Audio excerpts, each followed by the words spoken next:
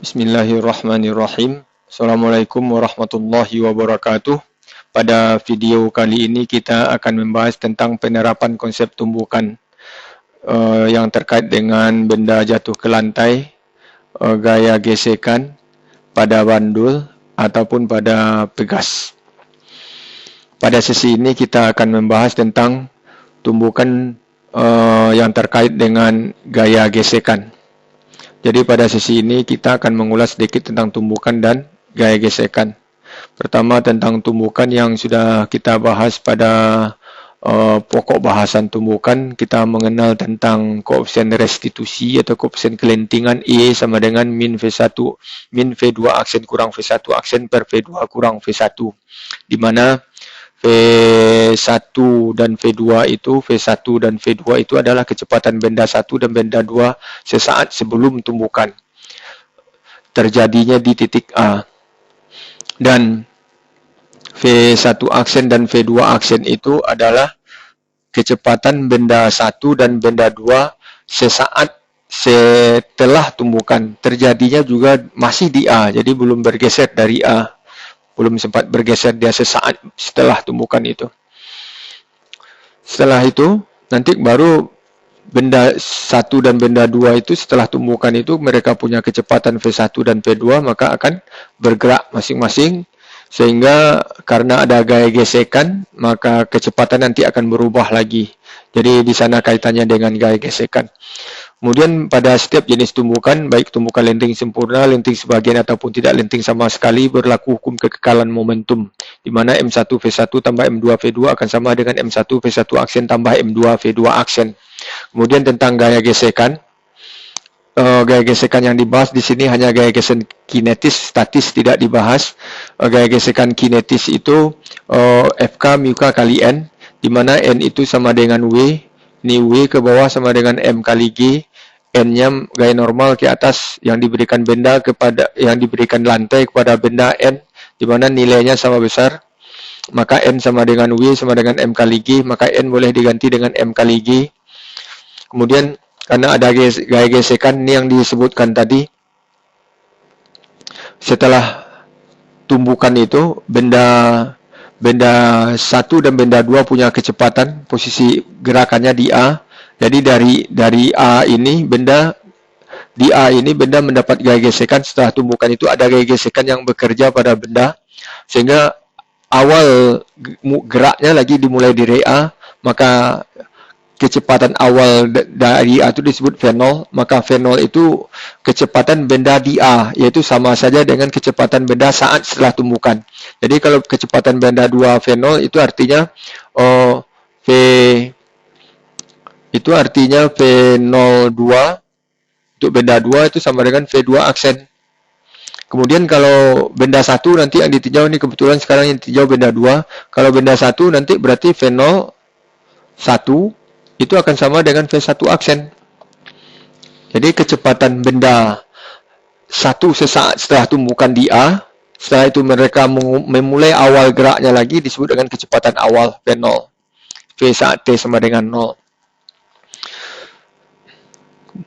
Jadi karena ada gaya gesekan yang bekerja pada benda mulai dari A perhitungannya, maka kecepatan benda berubah dari V0 menjadi Vt. Dan karena gaya gesekan menahan gerak benda, akhirnya makin lama makin lambat, akhirnya Vt-nya sama dengan 0 setelah menempuh jarak S. Jadi S adalah jarak yang ditempuh oleh benda, sehingga kecepatannya berubah dari V0 menjadi Vt.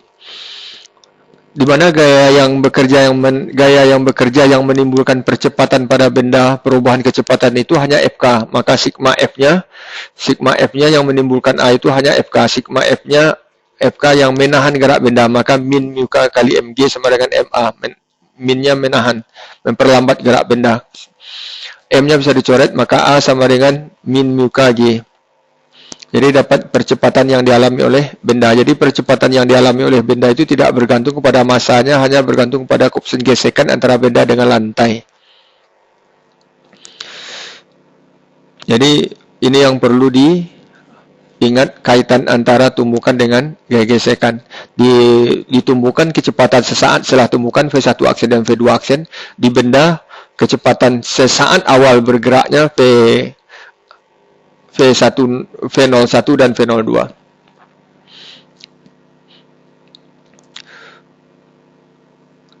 Kemudian karena ada percepatan, maka geraknya berubah dari V0 jadi VT, maka berlaku GLBB, di mana VT kuadrat sama dengan V0 kuadrat tambah 2S. Karena kalau S-nya adalah S yang sesuai pada gambar ini, yang sesuai kasus kita, berarti VT-nya sama dengan 0. Kalau VT sama dengan 0, maka VT kuadrat tambah 2S sama dengan 0, atau VT kuadrat sama dengan min 2AS.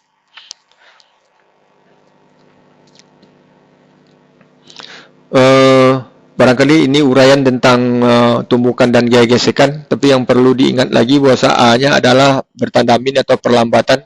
A-nya sama dengan min mu G, mu K kali G, atau ini percepatannya min mu K kali G. Kalau boleh juga ditulis min A sama dengan mu K kali G, itu artinya min A itu perlambatannya mu K kali G. Kemudian kita lanjutkan dengan contoh soal. Sebuah balok dengan massa 4 kg bergerak di atas bidang datar yang kasar dengan mu-nya 0,4, koefisien gesekan. Kecepatan balok 12 meter per sekon, jadi V1 sudah 12 meter per sekon. Balok 2 diam, berarti V2-nya 0, dengan massa 2 kg. Jika koefisien kelentingan suatu saat tumbukan adalah seperempat, jadi ini E-nya koefisien kelentingannya seperempat. Tentukan jarak yang ditempuh kedua balok setelah kedua balok berhenti. Tentukan jarak antara. Jadi jarak antara kedua balok. Jadi balok 1, balok 2 mempunyai S nanti. Kita lihat geraknya kayak apa, baru kita bisa cari jarak antara kedua balok. Sekarang belum tergambar bagaimana kondisinya. Dalam hal ini ada catatan, koefisien gesekan kinetis ini berlaku untuk benda 1 dan benda 2. Koefisien gesekannya sama. Kemudian untuk menyelesaikan soal ini, kita selesaikan dengan konsep tumbukan di mana I sama dengan min V2 aksen kurang V1 aksen per V1 kurang V2. E-nya seperempat, E-nya seperempat, V2-nya 0, V1-nya 12, maka dapat kita selesaikan, kita masukkan angkanya, ini 12, 12 kali seperempat itu 3, min 3, min dengan minnya habis nanti, maka V1 sama dengan V2 kurang 3 jadinya. Maka dapat V1 aksen sama dengan V2 aksen kurang 3. Kemudian dengan konsep momentum, kita masukkan aja angka-angkanya lagi. M1, M2-nya sudah ada, maka kita M1 4, V1 12, M2 2, ini V2-nya 0 lagi. M1 4, V1 aksen belum tahu, V2-nya 2, M2-nya 2, V2 aksennya belum tahu. Maka ini dapat disederhanakan, sama-sama dibagi dengan 2. Maka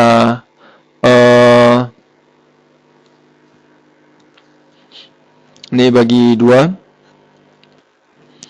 Maka 24 sama dengan 2V1 tambah V2 aksen, V1 aksen tambah V2 aksen. 24 sama dengan V1 aksen tambah V2 aksen. V1 itu sama dengan V2 aksen kurang 4. Maka V1 ini boleh diganti dengan jadi V1 ini boleh diganti ya. Sini. Sama dengan V2 aksen kurang 3. V1 aksen, V2 aksen kurang 3. Maka kita dapatkan V2. Maka V2 sama dengan 10. Kalau V2-nya sudah dapat, kalau V2 aksennya sudah dapat, maka dapat V1 aksen sama dengan 10 kurang 3, 7. Jadi V1 aksennya 7. Kalau sudah dapat V1 aksen, maka sudah tahu kecepatan kedua benda ini setelah tumbukan, seperti gambar di bawah. Ini V1 aksen 7, V2 aksen 10, gerak mereka sama-sama ke kanan. Karena ada perlambatan, karena ada gaya gesekan di sini yang bekerja, maka geraknya makin lama makin lambat. Akhirnya benda 1 dari kecepatannya 7 menjadi 0, berhenti lagi. Dan benda 2 dari kecepatannya 10 setelah tumbukan itu, V2 aksen 10 menjadi 0. Nah, ini tadi yang disebut, ini disebut nanti menjadi V0 untuk benda 1. Ini menjadi fenol, untuk benda 2 gerak dari A. Ini A saat setelah tumbukan tadi. Posisinya sama ini. Sesaat sebelum tumbukan, sesaat setelah tumbukan. Ini awal mau bergerak lagi setelah tumbukan. Sama-sama di A semuanya. Kemudian kita lanjutkan dengan sudah adanya muka, maka kita dapat cari A, percepatan yang dialami oleh kedua benda sama karena mukanya sama aja. Maka muka sama dengan 0,4, maka A-nya sama dengan 0,4 kali 10 sama dengan 4 meter per sekon kuadrat. A-nya min ya. Jadi percepatannya min 4 meter per sekon kuadrat, boleh disebut begitu, atau min A sama dengan 4 meter per sekon kuadrat, atau perlambatannya 4 meter per sekon kuadrat. Kemudian dengan adanya A, kita bisa cari S ini. Ini S-nya. S sama dengan V0 kuadrat per min 2A. Jadi S sama dengan V0 kuadrat per min 2A. Kemudian V0 ini kalau untuk benda 1, tentu V0-nya V1 aksen. Ini V0-nya V1 aksen 7. 7 dikuadratkan bagi 2 min ini min di sini. Oh ya min 2 kali 4. Min 2 kali min 4 8. 49 bagi 8 sudah ada 6,125 meter dapatnya S1-nya ini. Kemudian S2 sama dengan V02 kuadrat per 2A. Ini min juga. Jadi min 2 kali min 4, 100 bagi 4, 12,5. Ini 12,5. 12,5. Ini 6,125. Jadi benda A dari kecepatannya, benda 1 dari kecepatannya 7 menjadi 0, menempuh jarak S1. Karena ada gesekan, makin lama makin lambat. Benda 2 juga begitu, dari 10 makin lama makin lambat, akhirnya berhenti. Sehingga inilah jarak mereka setelah keduanya berhenti. Ini benda 1 sudah berhenti, benda 2 sudah berhenti. Berapa jaraknya? Tentu 12,5 dikurang 6,125. Ini 12,5 ya. Dikurang 6,125 ini. Yaitu 6,375. Barangkali demikian pembahasan soal kita dan kaitan antara tumbukan dengan gaya gesekan. Semoga bermanfaat. Wabillahi taufiq wa hidayah. Assalamualaikum warahmatullahi wabarakatuh.